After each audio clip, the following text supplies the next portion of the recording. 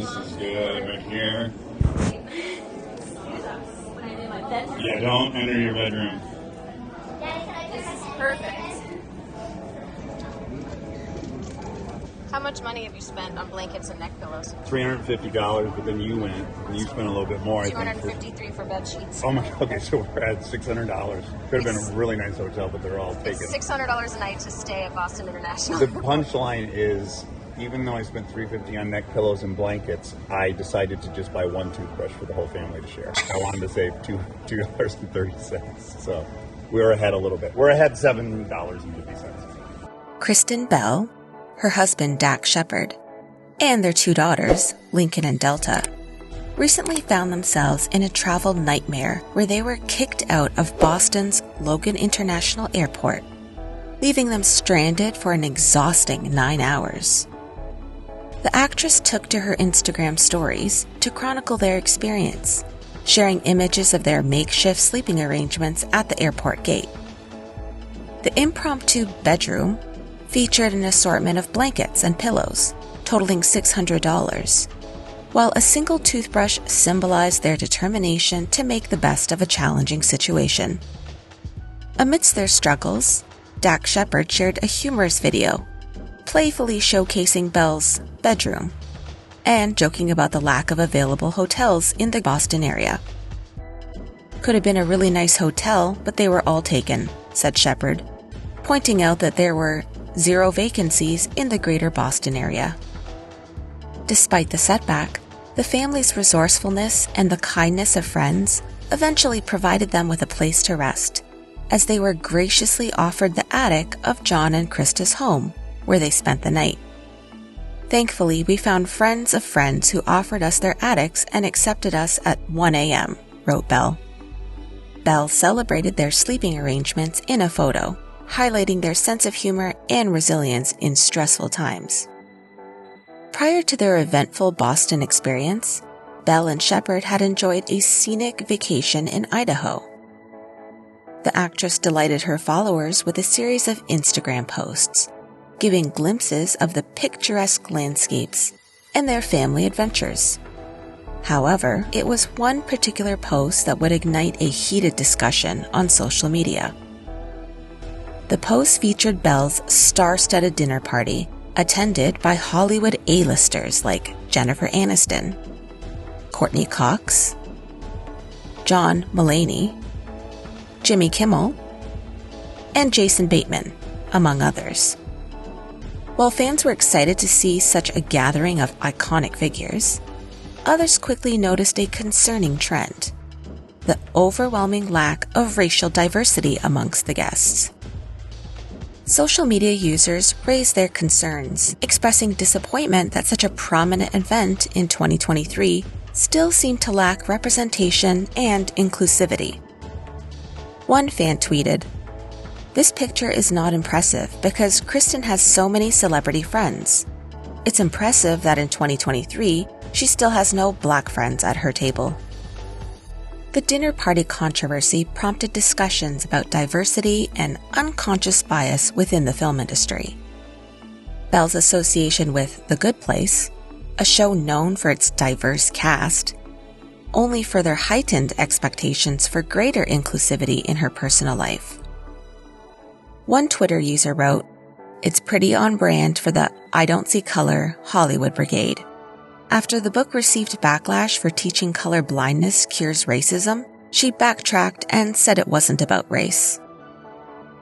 Critics pointed to the disconnect between the message conveyed in her children's book, The World Needs More Purple People, which emphasized the importance of diversity, and the perceived lack of diversity at the dinner event. According to content creator Bonnie Dilber, despite the rich and powerful's public show of support for racial inclusion, their private social circles tend to be predominantly composed of individuals who share their racial background, mostly white people like themselves. This picture has a lot to do with workplace culture in your job search, so let's talk about it. And for those that don't have the backstory, this is a picture of a bunch of people who have all worked together at some point, and it's an annual party that Kristen Bell, the actress from The Good Place, hosts.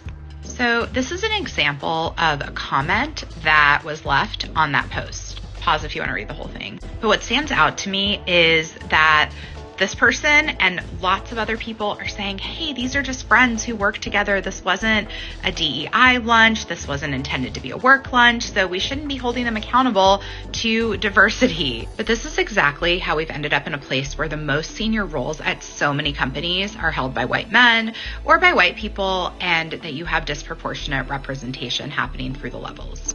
It's interesting that there's an argument that these are all just friends, but they all know each other through work. But it's interesting because just think about Kristen Bell's cast on The Good Place and how diverse it was. And yet we're not seeing that diversity invited to this social event. And this is exactly what happens in so many other workplaces, right? Lots of people get to work there, but who has a real seat at the table? Who gets access to the people with the most power and influence? It's like who gets to be in the cool club that gets invited to the country club or to the golf game with the CEO. And what does that represent? What opportunities does that tend to unlock for those people? There are a lot of influential people at that table, and the people they're choosing to socialize with are the ones that look like them. And I'm sure if you ask them, it was not intentional. However, those are the first names that came to mind when they decided who they wanted to invite.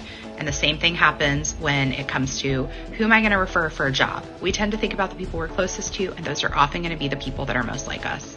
In an interview, we're going to feel like we click with the people who are most similar to us.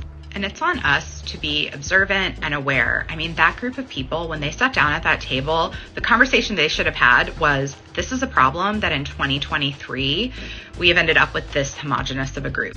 And they should be thinking about who else should have been invited and what it says about them that they didn't think to invite those people, or that they fell short in cultivating those relationships with a more diverse group of colleagues.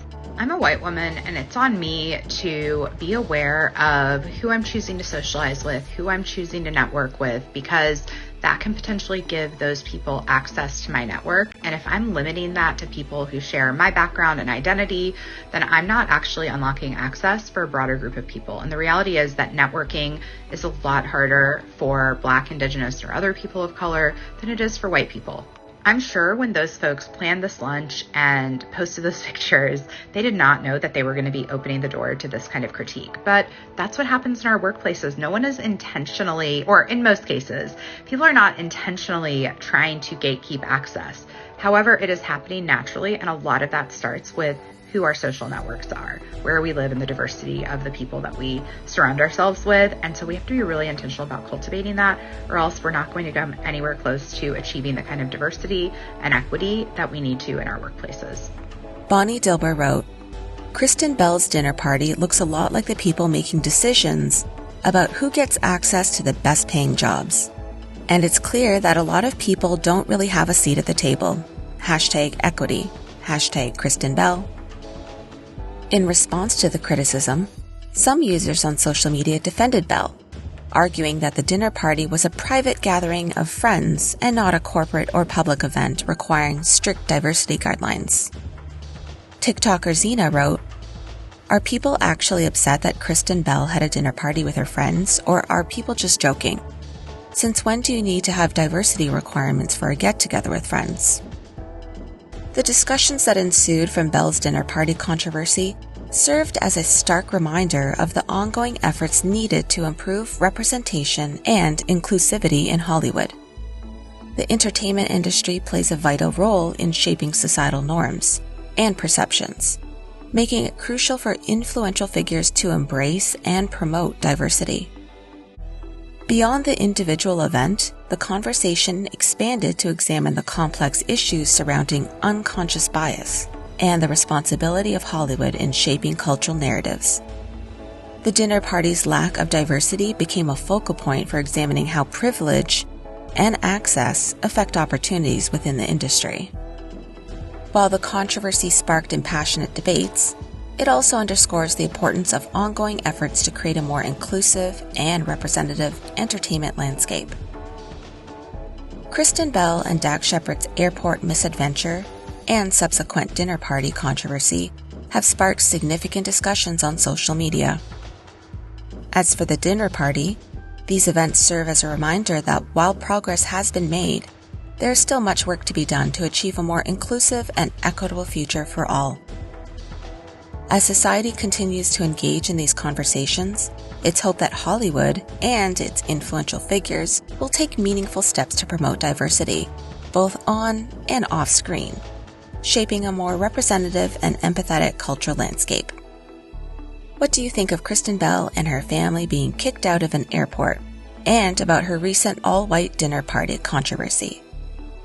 Let us know in the comment section below.